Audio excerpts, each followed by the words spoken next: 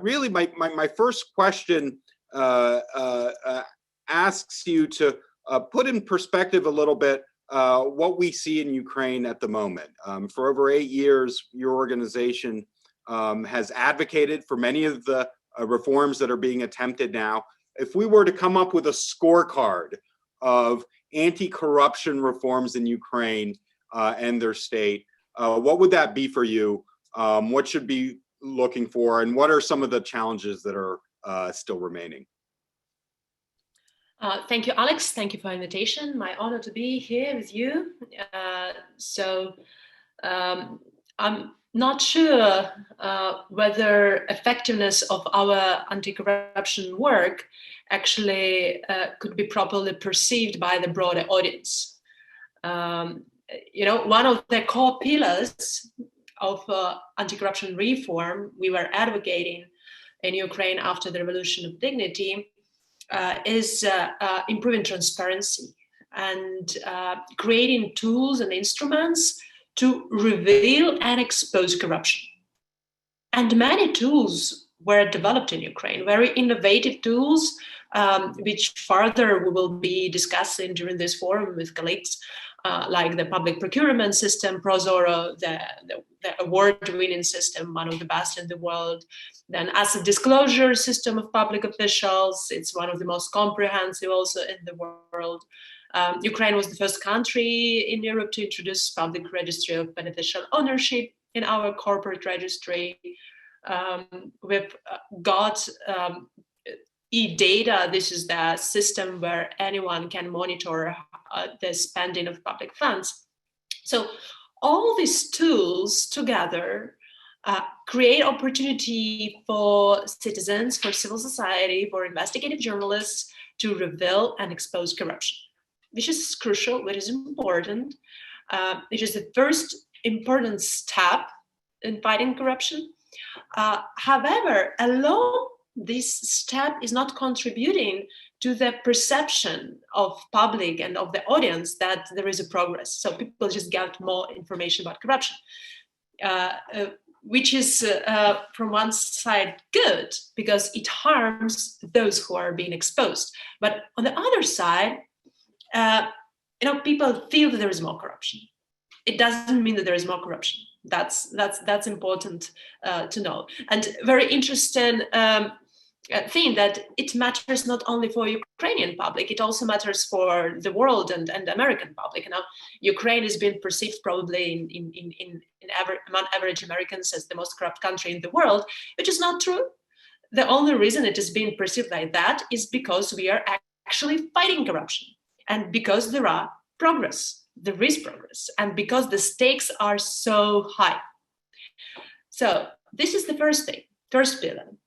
Second pillar, and they have to be in parallel, it is creating institutions and tools to be able to prosecute corruption, to be able to punish. Exposing is not enough. Revealing alone is not enough. It creates, a feel of injustice if there will be no B. So you're telling A, but you're not telling B. There is feel of emptiness and injustice. Therefore, important second pillar of our strategy of fighting corruption in Ukraine is creating independent institutions able to collect evidence, package it into the cases, bring it to court, and then have the final, court decisions and verdicts. And it honestly is much harder than creating tools to expose and reveal corruption. Still, we have important progress here. The National Anticorruption Bureau, the investigative body, was set up. And this body has guarantees of independence. For 6 years of its work, actually almost 7, they are delivering cases. They are delivering results. They are targeting the most untouchable people in Ukraine. They're creating problem for them.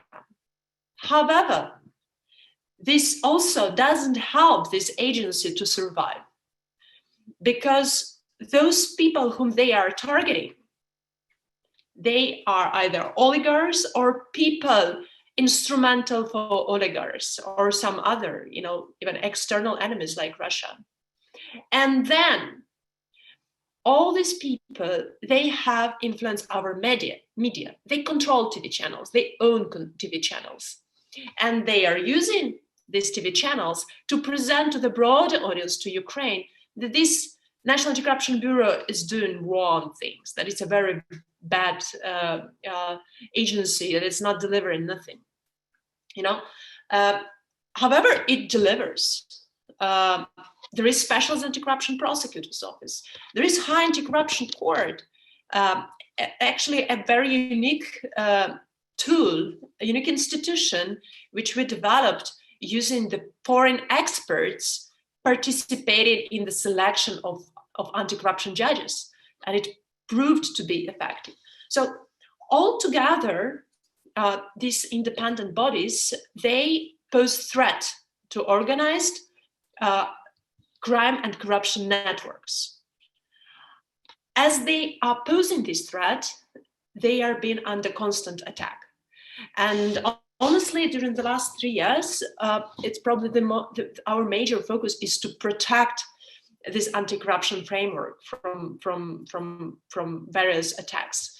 And the second task which we have is to scale up what we have already achieved on successes in these two pillars to the broader agencies. Now we are focusing on judicial reform. It is instrumental, it is key. And in the case of Ukraine, we have learned that if judges are corrupt, if there is no judicial reform, then any reform can be cancelled just in a matter of a day. And this is what happened in October last year, when the Constitutional Court of Ukraine suddenly decided, with no explanation, with no legal background information, that the asset disclosure system in Ukraine is unconstitutional. And it was core for Ukraine-EU cooperation, Ukraine-IMF cooperation as a disclosure system. So it's in the core of the anti-corruption infrastructure in Ukraine. And that decision of the Constitutional Court attacks simultaneously anti-corruption infrastructure in Ukraine, but also the pro-Western, pro-Euro-Atlantic aspirations of Ukraine. And that's a vivid explanation how simply influencing 11 judges in the Constitutional Court, you can destroy Ukraine and some Ukrainian reforms from inside. Therefore, judicial reform is our next big idea, next big crucial reform, which is needed to provide justice for average Ukrainians, but also to protect all the progress we have achieved in Ukraine. And it's not easy to do so. I'm pretty sure that there will be more discussions during the day today on the situation with the judicial reform, but we have developed a solution, which I think is innovative not only for Ukraine, on how to make the judicial reform successful. And we are using the experience of the High Anti-Corruption Court, where foreign experts had a role in selection of judges. We are using this experience into the cleaning up the judicial self-governance bodies. We want foreign experts to be engaged in the, cleaning up judicial self-governance bodies. And this is something I believe, and I know, is very much of interest from countries like Moldova, for other countries in transition democracies which are struggle with the same, situation of reforming judiciary. It's very interesting, and of course, this has also been experimentally tried in other countries regarding customs officials and involving foreign countries and expertise. You have covered so much, and I'm particularly struck analytically by a couple of things that you said. One is you very effectively showed us how in this context of anti-corruption networks, strategically targeting one node, in this case the court, can have these ripple effects that destabilizes this entire infrastructure that you worked so hard to build.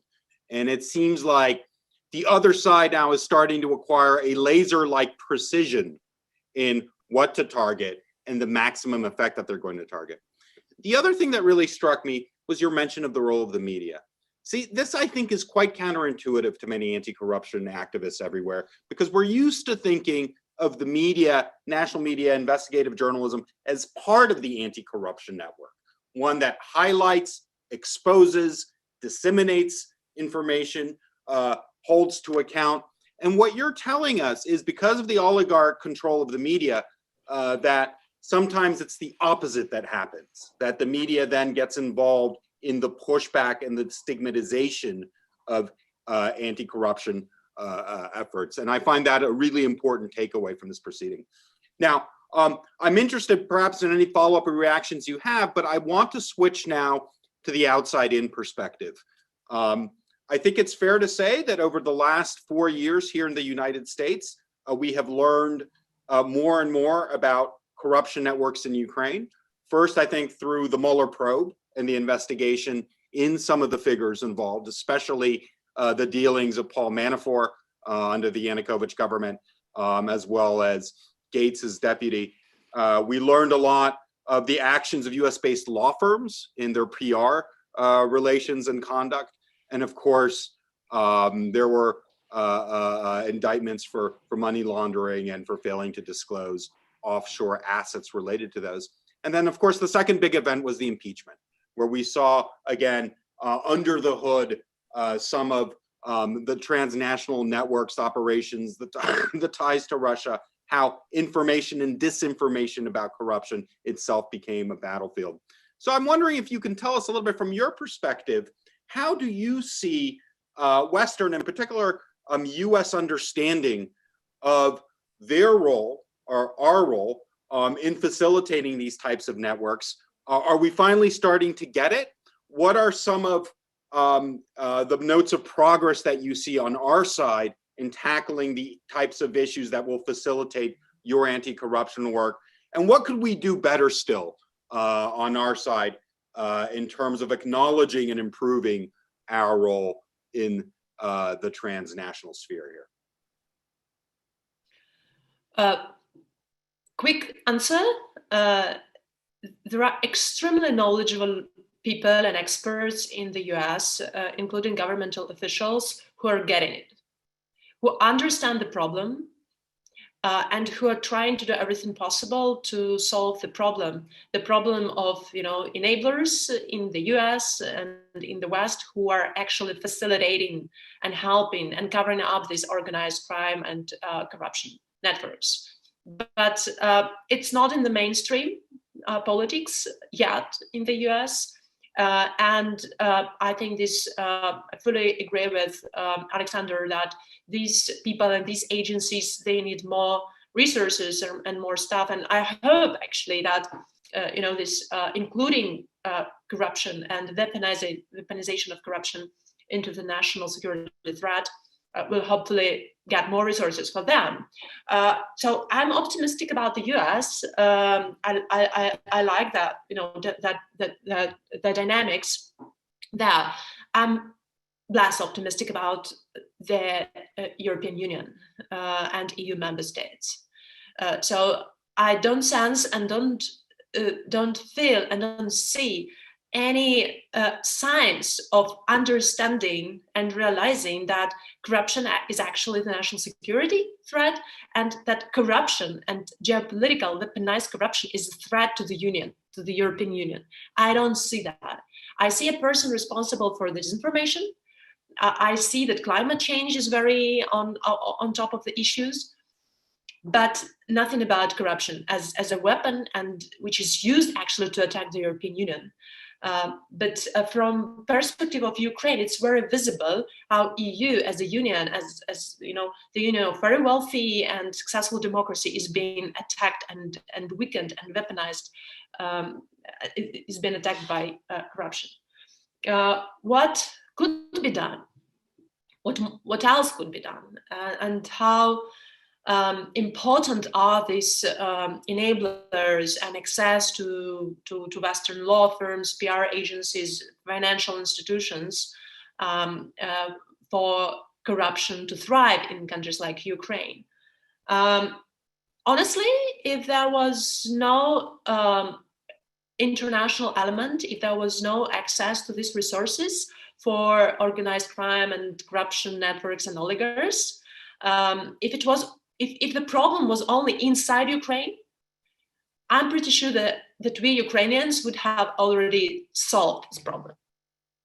But when we are close to success, when we are effective, we see how actually, how it is going into the geopolitics. We see how Russia is using corruption to intimidate Ukraine and to prevent Ukraine from being a rich country. And we see how Ukrainian oligarchs are using their resources, pouring their resources into the financial system on the West in order to be able to protect their reputation, to protect their money put outside of Ukraine, and even attack us and attack institutions in Ukraine. Alexander mentioned Viktor Medvedchuk, one of the pro-Russian, pro-Russian politician.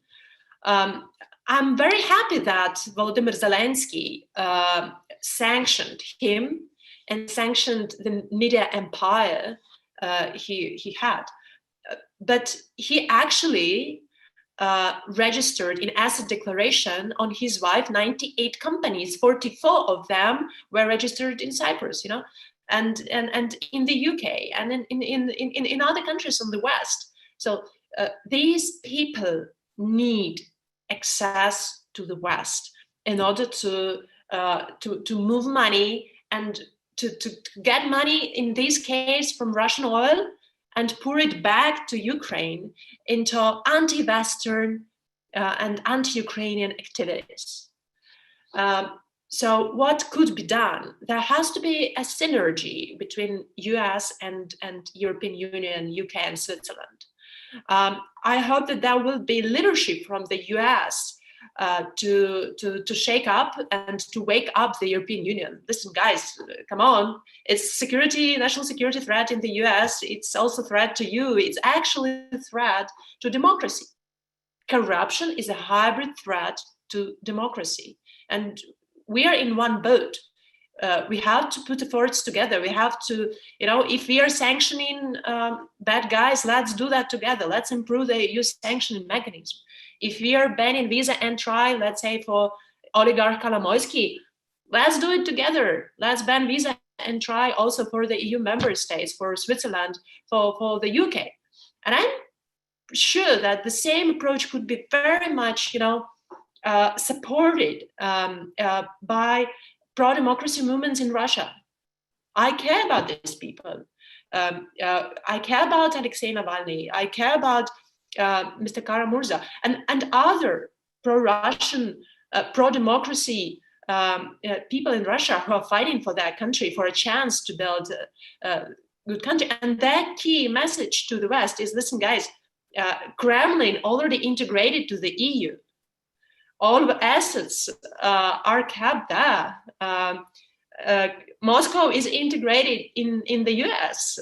Look in Florida. So please don't accept this money. Don't accept them. Ban and try for their family members. This is the best help for pro-democracy movements in Russia. And the same actually for Ukraine. Well, thank you so much. Unfortunately, we're out of our time, but this has been a really enlightening conversation. And I think this forward-looking recommendation of closer coordination, especially using some of the anti-corruption tools like the visa bans and the travel bans, the awareness of reputational laundering in both phases, and the sort of a prod to our European colleagues to elevate this to both a national security issue, but a broader kind of democracy issue. So Daria, thank you again for joining us today. Good luck with all of the fine work that you do, and we look forward to catching up and hearing your progress in some of our forums to come. Thank you again. And now, thank you, Alex. Just a final message from me. Actually, we will continue this conversation on strategic corruption as a threat to democracy in Ukraine, in Kyiv, on June 7-8. We will host a forum, the Zero Corruption Democracy and Action Conference.